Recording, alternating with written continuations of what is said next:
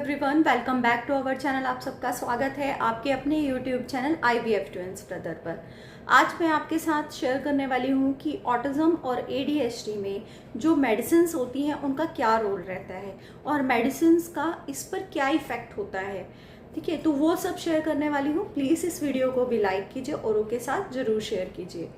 तो देखिए, ऑटिज्म और ADHD में बहुत सी वीडियोस अगर आप YouTube पे देखेंगे और नेट पर भी सर्च करेंगे तो बहुत सी ऐसी मेडिसिन्स अवेलेबल हैं। और आजकल बहुत से ऐसे पाउडर्स भी आ गए हैं मार्केट में, जैसे कि न्यूट्रीमिक्स है और बहुत से ऐसे हैं जो कि ब्रेनिफाई है। ये बहुत ज़्यादा कॉमन हो गया है और बहुत ज़्यादा इस ट्रेंडिंग में आ गया है। तो इसमें जो है वो बहुत से ऐसे थेरेपी सेंटर वाले हैं जो इस ऐड को भी देते हैं कि ये ब्रेनिफाई से बहुत ज़्यादा इफ़ेक्ट होता है, इससे बच्चा बोलने लग जाता है, ये है वो है। और सीरियसली मैं आपको बताऊं कि ब्रेनिफाई मैंने भी अपने बच्चों के लिए यूज़ किया है। ठीक है, तो क्या है ये न्यूट्रीमिक्स और ये सब जो है, इसमें क्या होता है कि जो ऑटिज्म और ADHD होता है इसमें बच्चों के अंदर हाइपर एक्टिविटी ज़्यादा होती है। हाइपर एक्टिविटी की वजह से, हाइपर एक्टिविटी एक होता है कि बच्चा एक्टिव है, एक होता है कि बच्चा हाइपर एक्टिव है। तो एक्टिव होने का मीन्स ये होता है कि बच्चा टिकता नहीं है, घूमता रहता है, हमारी बात को नहीं सुन रहा है, अपने में मस्त रहता है। वो बच्चे के ऊपर डिपेंड करता है हाइपर एक्टिव है या एक्टिव है। अब मेरे दोनों बेबी हैं, एक एक्टिव है और एक हाइपर एक्टिव है। एक्टिव जो छोटे वाला है वो एक्टिव है, मतलब कि उसके अंदर भी ये है कि वो सुनेगा नहीं, जो उसे सुनना है सुनेगा, जो नहीं सुनना है नहीं सुनेगा। ऐसा नहीं है कि मतलब बैठेगा नहीं टिक के, वो जहाँ उसको बैठना है बैठ जाएगा। मतलब कि बच्चा अगर बाहर जा रहा है, स्कूल में जा रहा है, घर पे रह रहा है या किसी फंक्शन वगैरह में जा रहा है, तो ये आपको जज करना है कि बच्चा एक्टिव है या हाइपर एक्टिव है। ठीक है, तो ये डिपेंड करता है। तो इसमें क्या होता है कि ऑटिज्म और ADHD में जो है अगर बच्चा हाइपर एक्टिव है, वो सारी जगह ही एक जगह बैठ नहीं रहा है, टिक के बैठ नहीं रहा है, इधर उधर घूम रहा है, अब आपकी बात को नहीं सुन रहा है, समझ नहीं रहा है, वो कहीं और ध्यान लगा कर बैठा हुआ है। तो हाइपर एक्टिव बच्चे के लिए ऑटिज्म और ADHD के अंदर बहुत सी मेडिसिन्स अवेलेबल हैं। होम्योपैथिक है, एलोपैथी है, अलग अलग जो है डॉक्टर्स जो है आयुर्वेदिक दवाइयाँ भी देते हैं। वो सिर्फ अगर मेडिसिन्स का रोल इसमें कुछ है तो सिर्फ हाइपर एक्टिविटी को कम करने का है। हाइपर एक्टिविटी का मतलब ये नहीं है कि अगर आपने बच्चे को मेडिसिन्स दे दी है, वो कुछ मेडिसिन्स ऐसी होती हैं जिससे नींद ज़्यादा आती है इसमें।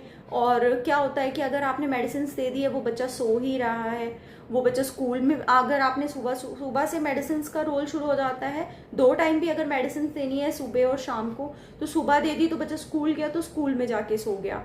तो ऐसा नहीं है, ऐसा नहीं होना चाहिए। डोज जो है वो डॉक्टर अपने अकॉर्डिंग ही डिसाइड करते हैं। इसमें मेडिसिन्स का रोल्स होता है, मेडिसिन्स दी जाती हैं अगर बच्चे की हाइपर एक्टिविटी को कम करना है। तो नॉर्मली जो है सीजोडॉन करके जो मेडिसिन आती हैं, मैं यहाँ पे कोई मेडिसिन प्रिस्क्राइब नहीं कर रही हूँ because I am not a doctor, लेकिन मैं सिर्फ आपको ये बता रही हूँ कि डॉक्टर जो है प्रिस्क्राइब करते हैं, क्योंकि मेरे नॉन में बहुत सारे हैं जिनको जो है डॉक्टर इस तरह की मेडिसिन जो है प्रिस्क्राइब कर रहे हैं। और वो डॉक्टर जो है वो बॉडी के अकॉर्डिंग वरी करता है, वो देख कर देखते हैं, अगर उनको सही लग रही है तो, नहीं तो वो चेंज भी करना पड़ता है। ये बच्चे के अकॉर्डिंग ही डिपेंड करता है। तो कोई भी मेडिसिन डॉक्टर के अकॉर्डिंग ही आपको देनी है अपने बच्चे को, और ये वाली तो बहुत मोस्ट इम्पॉर्टेंट होती है। तो ये मेडिसिन का रोल ये नहीं है कि अगर आपने बच्चे को मेडिसिन दे दी है तो वो नेक्स्ट डे से बोलना शुरू कर देगा, 1 महीने बाद वो बोलना शुरू कर देगा, वो आपकी बातों को समझना शुरू कर देगा, वो रिस्पॉन्स देना शुरू कर देगा, उसके अंदर अंडरस्टैंडिंग इम्प्रूव हो जाएगी। ऐसा नहीं है। हाइपर एक्टिविटी को कम करने के लिए मेडिसिन दी जाती हैं। अगर हाइपर एक्टिविटी कम हो जाएगी, वो बच्चा टिक कर बैठेगा, आपकी बात को ऑटोमेटिकली वो सुनेगा, जो थेरेपी आपको करवा रहे हैं उसको वो करना स्टार्ट कर देगा धीरे धीरे। कुछ बच्चे बहुत ज़्यादा हाइपर एक्टिविटी होती है उनके अंदर, वो बिल्कुल भी नहीं सुनते हैं आपकी बात को। अगर उन्हें बोल रहे हैं कि एक लाइन में चलो, नहीं चलना है। अगर उन्हें बोलना है कि टिक कर बैठ जाओ, सामने देखो क्या हो रहा है, उसको देखो, सुनो, समझो, अंडरस्टैंडिंग उसके अंदर इम्प्रूव होती है। लेकिन नहीं, कुछ बच्चे इस चीज़ को अंडरस्टैंड नहीं करते हैं तो ये मेडिसिन जो है सिर्फ अटेंशन देने के लिए, हाइपर एक्टिविटी को कम करने के लिए, जो उसके अंदर पुअर रिस्पॉन्स होता है, जो अब हमारी बातों को वो नहीं अंडरस्टैंड करता है, उसका रिस्पॉन्स नहीं देता है, तो उन सब के लिए जो है मेडिसिन दी जाती हैं। और थेरेपी का रोल इसमें सबसे ज़्यादा रहता है। अगर मेडिसिन का रोल सिर्फ 10 to 20% रहता है, बाकी 80 to 90% जो रहता है वो थेरेपी का रोल रहता है। तो थेरेपी मैं आगे आगे आपके साथ शेयर करूंगी कि थेरेपी को कोई बर्डन लेकर आपको नहीं करना है, एक बच्चे के साथ इंजॉयमेंट के साथ करना है। तो इसी तरह से पूरी तरह से ये नहीं है कि आज आपको डॉक्टर ने मेडिसिन दी हैं तो मेडिसिन के ऊपर आप डिपेंड हो जाइए कि हाँ मेडिसिन है, क्योंकि ऑटिज्म और ADHD की कोई मेडिसिन होती ही नहीं है। ये सिर्फ हाइपर एक्टिविटी को कम करने के लिए होती है। कुछ बच्चे ऑटिज्म के अंदर, ADHD तो उसका तो मीनिंग ही हाइपर एक्टिविटी है। कुछ बच्चे जो होते हैं वो ऑटिज्म में क्या होता है कि वो हाइपर एक्टिविटी उनके अंदर नहीं होती, वो क्या करते हैं एक जगह गुमसुम बैठे रहते हैं, अपनी दुनिया में खोए रहते हैं, तो उनके अंदर हाइपर एक्टिविटी नहीं होती है, तो उनको मेडिसिन देने की ज़रूरत नहीं होती, उनके ऊपर थेरेपी ही अप्लाई की जाती है। लेकिन जिन बच्चों को ऑटिज्म के साथ साथ ADHD भी होता है तो उनके लिए मेडिसिन जो है ज़रूर जो है एक इम्पॉर्टेंट रोल जो है वो प्ले करते हैं। तो इसमें मेडिसिन जो देते हैं डॉक्टर, अब कई बोलते हैं कि उसके साइड इफ़ेक्ट्स भी होते हैं, कोई भी मेडिसिन दी जाएगी तो उसके साइड इफ़ेक्ट्स होते हैं नॉर्मली, लेकिन इतने बड़े इस चीज़ के, क्योंकि और कोई भी पर्सन अगर अपने बच्चे को मेडिसिन देने के लिए सोच भी रहा है तो वो मेडिसिन जो होती है एक न्यूरोलॉजिकल, मैं आपको नेम बता रही हूँ, न्यूरोलॉजिकल जो पेडियाट्रिक होते हैं, पेडियाट्रिक जो होते हैं वो बच्चों के डॉक्टर होते हैं।